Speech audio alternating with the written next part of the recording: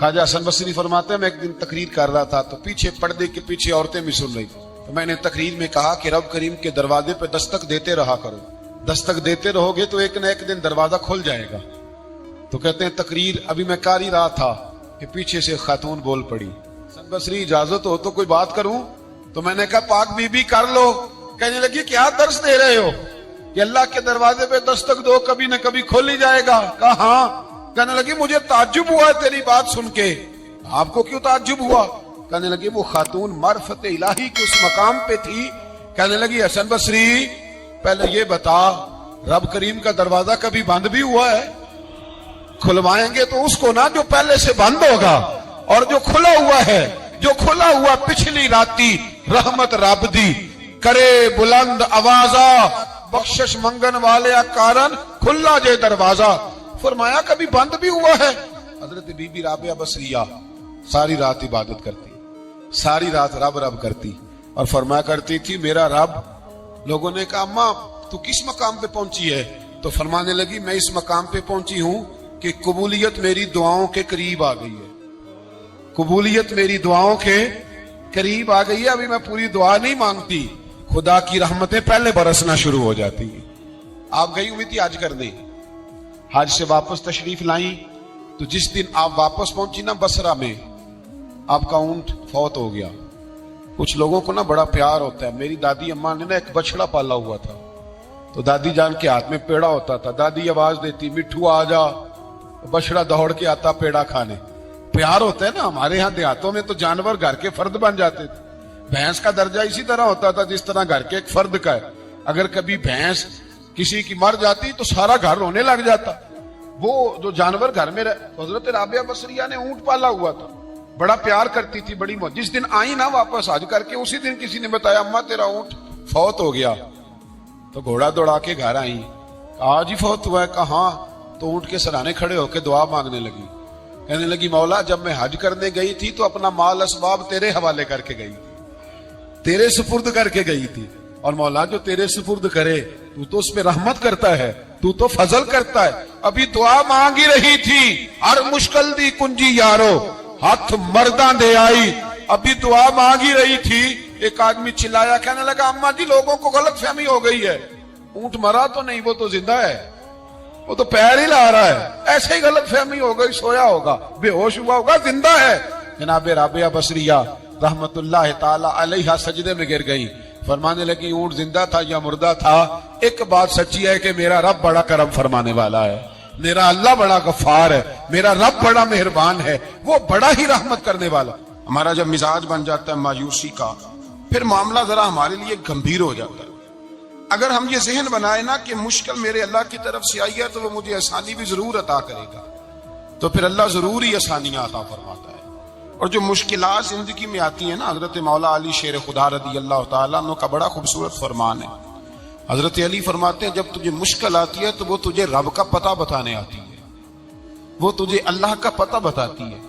इसलिए कि जब तू सारे असबाब कर लेता है, जो जरूरत होती है पूरी करता है, तंदुरुस्त होके वो काम करता है, फिर भी काम नहीं होता, तो इसका मतलब है करने वाला तू नहीं, करने वाला कोई और है जो काम करने वाला, कोई और है। तो अजीज भाई याद रखें, हर मुश्किल के साथ अल्लाह ने आसानी रखी होती है। अगर अल्लाह तबारक व तआला बीमारी अता करे तो उसके साथ अल्लाह फिर जो तंदुरुस्ती देता है वो भी बड़ी आला ही अता फरमाता है।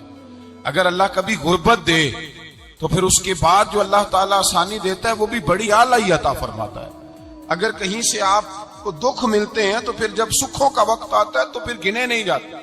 याद रखें, मुश्किलात के पहलू में आसानियां होती हैं, और जिस आदमी को मुश्किल आती नहीं, मेरे नबी करीम सैयद आलम सल्लल्लाहु अलैहि वसल्लम ने फरमाया मोमिन को जो मुश्किल भी आती है अल्लाह उसकी बरकत से उसके गुनाहों को माफ फरमा देता है, अल्लाह उसकी बरकत से उसके गुनाहों को माफ करता है। यहां तक कि हुजूर ने फरमाया मेरे मोमिन को कांटा भी चुभे तो अल्लाह ताला उसकी मुश्किल को आसान फरमा देता है।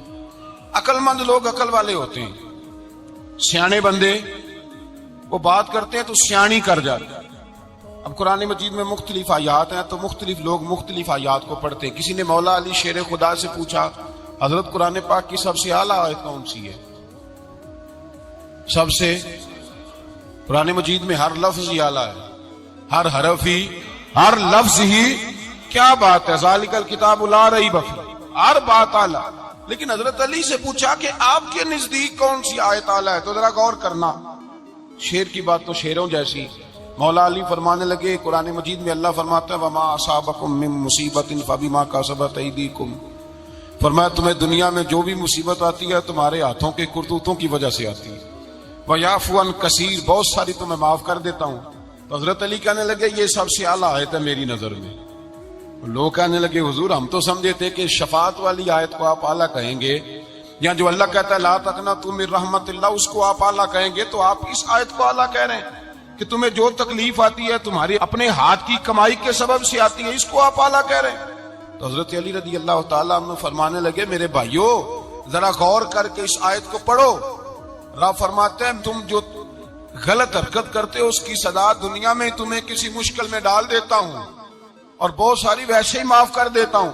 فرمایا رب کہہ رہا ہے میں تمہیں دنیا میں مشکل میں ڈال کے معاف کرتا ہوں. آپ فرمانے لگے میرا رب ایک جرم کی سزا 2 دفعہ نہیں دے گا، جسے دنیا میں سزا دے گا پھر قیامت میں بے حساب ہی معافی عطا فرمائے گا.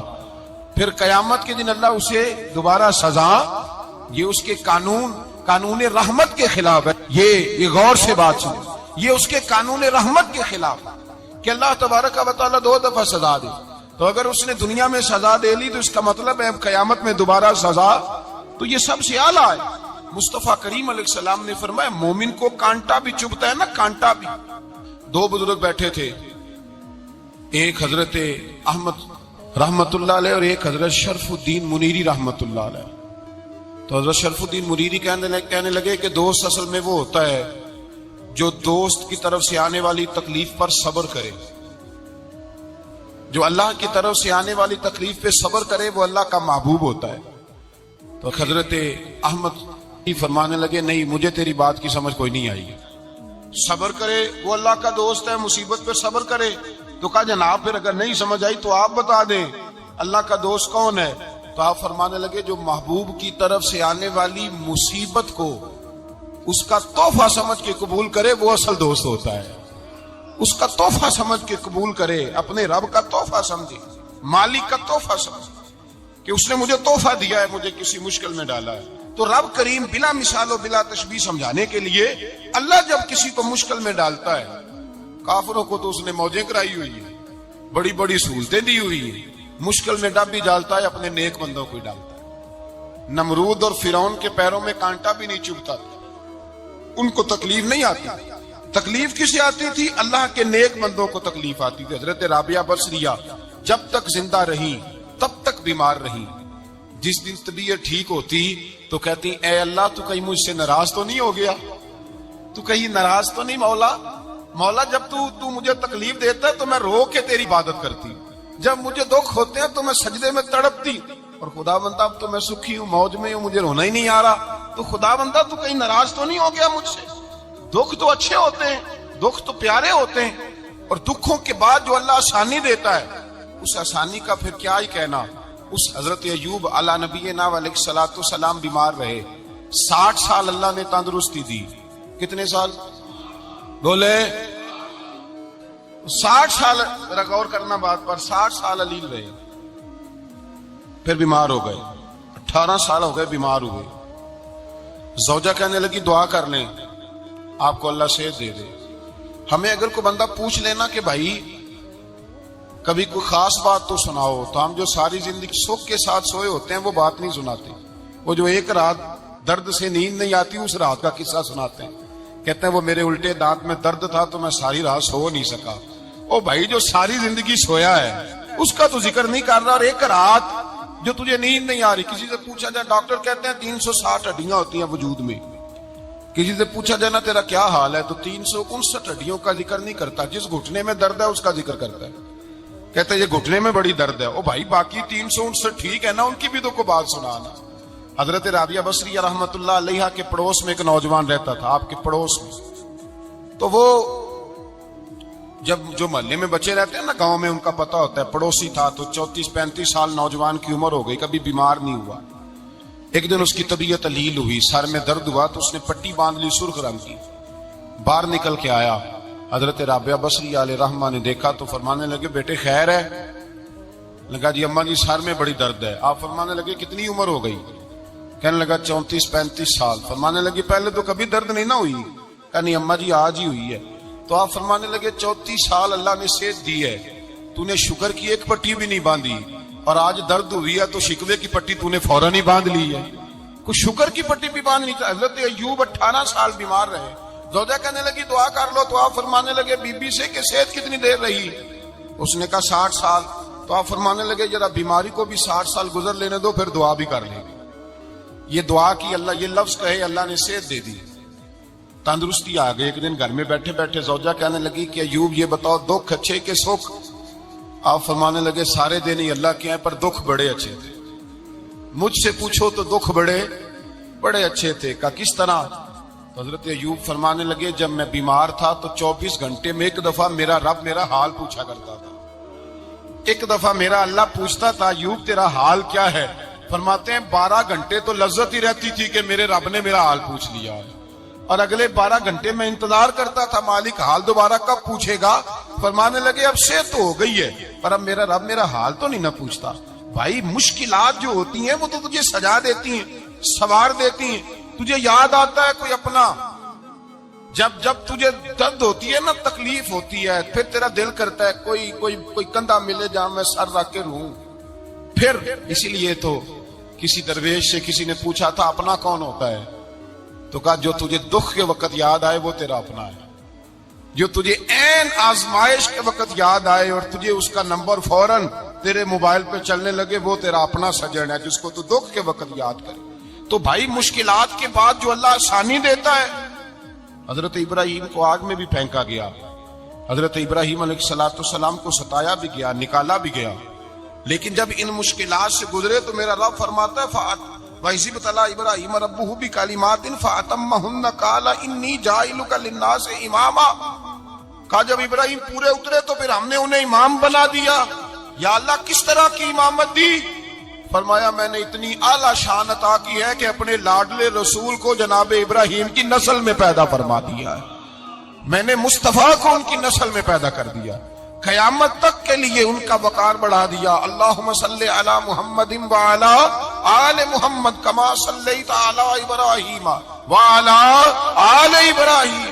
ان کی عظمت بڑھا دی, اس لیے کہ جب وہ آزمائش سے گزر کر کے آئے پھر جو آسانی دی. میرے نبی پاک صلی اللہ علیہ وسلم نے دین ابراہیمی کی بہت ساری چیزوں کو رکھا, کہا میں ملت ابراہیمی پہ ہوں. جب کوئی مشکلات کو عبور کر کے آتا ہے, جب کوئی تکلیفیں سہ کر کے آتا ہے, اس کے لیے جو اجر ہوتا ہے, اس کے لیے جو پھر اللہ کتنی ذرا بڑی توجہ کیجیے گا.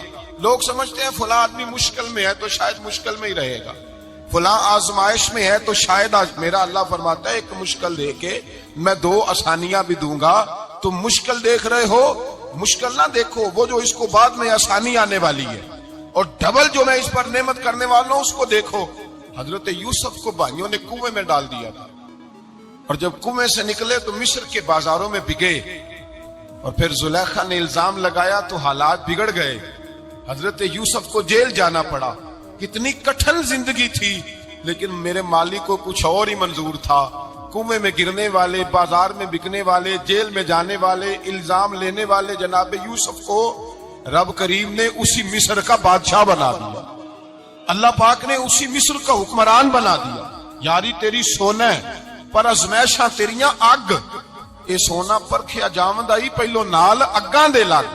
اس کے لیے تھوڑا سا جتن کرنا پڑتا, تھوڑے کٹھن حالات سے گزرنا پڑتا, تھوڑی آزمائشوں کا روپ دیکھنا پڑتا. ہم چاہتے ہیں کہ ہمیں چھیڑے کوئی نہ کوئی تکلیف نہ آئے, کوئی آزمائش. یہ ہو نہیں سکتا میرے بھائی. نامی کوئی بغیر مشقت نہیں ہوا. 100 بار جب عقیق کٹا تب جا کر نگی ہوا. ہم چاہتے ہیں کہ ہمیں کچھ بھی دقت نہ آئے, مشکلات نہ آئے, اور مشکلات تو انسان کو سنوارتی ہیں بھائی, وہ تو نکھارتی ہیں. کبھی پوچھا کرو جا کر کے کسی گندم کے دانے سے کہ تو کہاں سے ہو کے آیا ہے, کہاں سے نکل کے آیا ہے, تو وہ بتلائے گا کہ بڑے مشکل مراحل سے گزرا ہوں, اور پھر اللہ نے مجھے طاقت دی ہے کہ میں انسان کے وجود کا حصہ بناؤں. تو بھائی کٹھن مراحل, آزمائشیں, تکلیفیں, یہ انسان کو بڑا انسان بنا دیتی.